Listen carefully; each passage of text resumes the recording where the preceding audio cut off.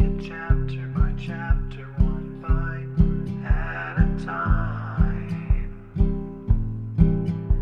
So many adventures and mountains we can climb.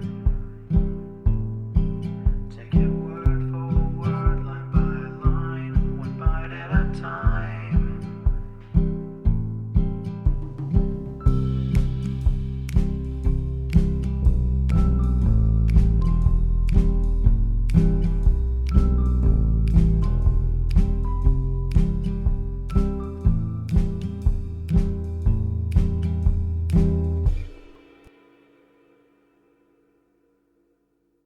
Welcome to Bite at a Time Books, where we read you your favorite classics one bite at a time.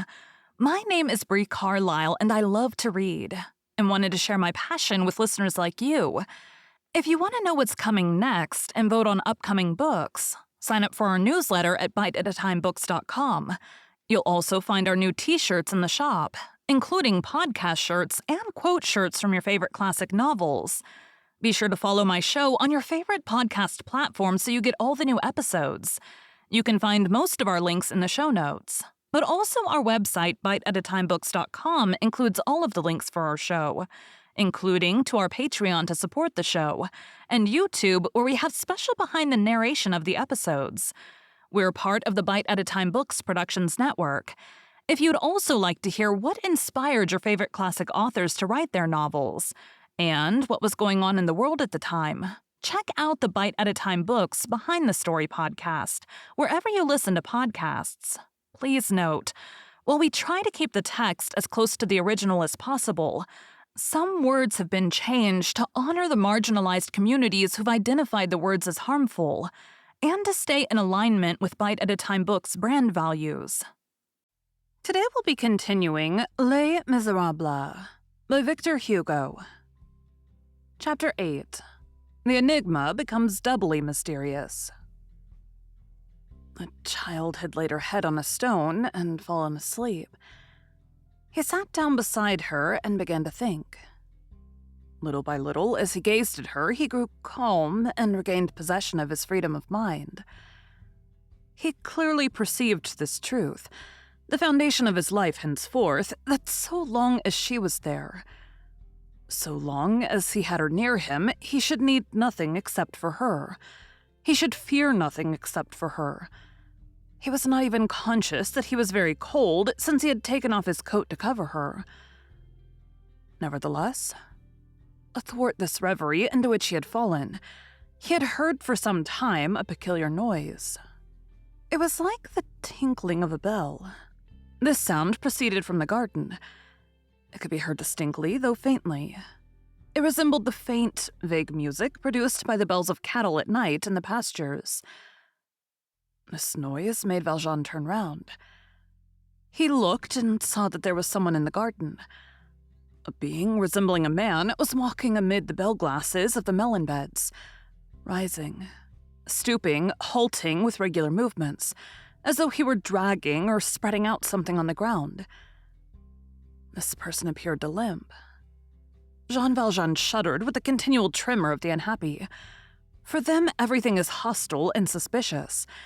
They distrust the day because it enables people to see them, and the night because it aids in surprising them. A little while before he had shivered because the garden was deserted, and now he shivered because there was someone there. He fell back from the chimerical terrors to real terrors. He said to himself that Javert and the spies had perhaps not taken their departure, that they had, no doubt, left people on the watch in the street, that if this man should discover him in the garden, he would cry out for help against the thieves and deliver him up. He took the sleeping Cosette gently in his arms and carried her behind a heap of old furniture, which was out of use, in the most remote corner of the shed. Cosette did not stir. From that point, he scrutinized the appearance of the being in the melon patch. The strange thing about it was that the sound of the bell followed each of this man's movements. When the man approached, the sound approached. When the man retreated, the sound retreated. If he made any hasty gesture, a tremulo accompanied the gesture. When he halted, the sound ceased. It appeared evident that the bell was attached to that man, but what could that signify?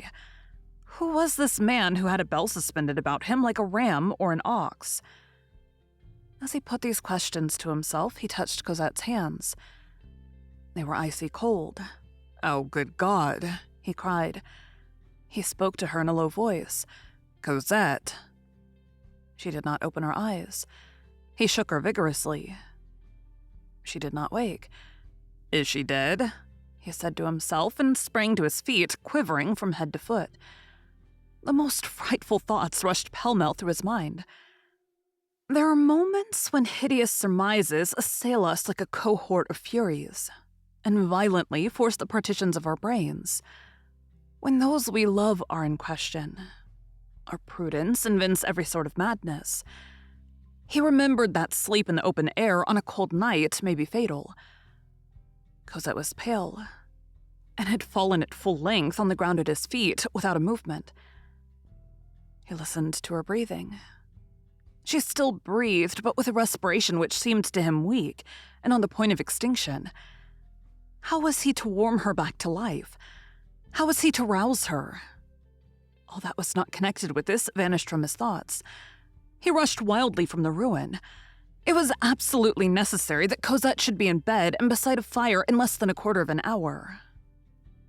Thank you for joining Bite at a Time Books today, while we read a bite of one of your favorite classics.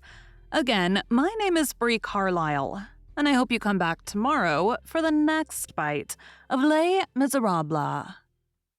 Don't forget to sign up for our newsletter at biteatatimebooks.com and check out the shop. You can check out the show notes or our website, biteatatimebooks.com, for the rest of the links for our show. We'd love to hear from you on social media as well.